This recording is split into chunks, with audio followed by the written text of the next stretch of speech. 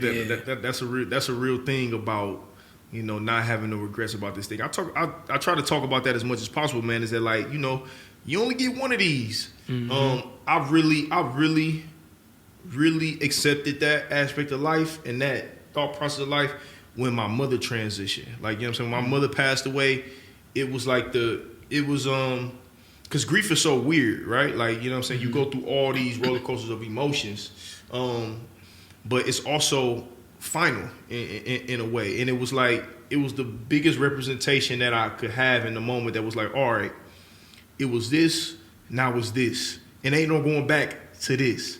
Right. So it's up to me to create a life and live life the way that I choose to, and just like hey, whatever happens with it, I'm gonna deal with what's what. You know what I'm saying? But I'm gonna do that on my own terms. Facts. When that happened, when your mom transitioned, did you also start to think about like how will I be remembered like once I go? Because I just had a recent, my grandfather just transitioned. Sorry for your loss. Yeah, I appreciate it, and I never thought about that until that happened.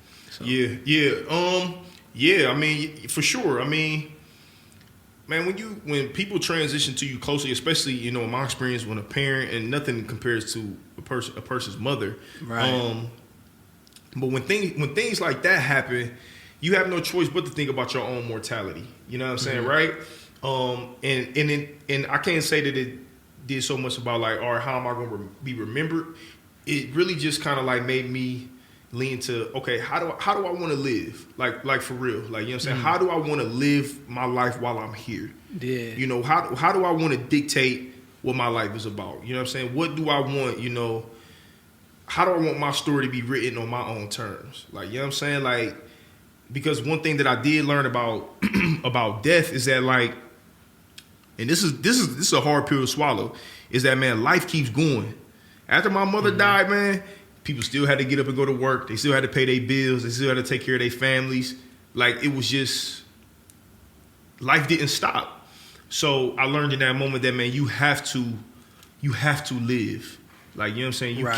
You can't allow life to keep you from living.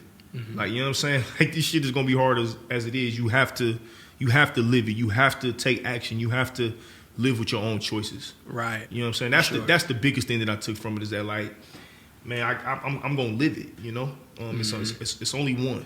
Right. That was the biggest thing.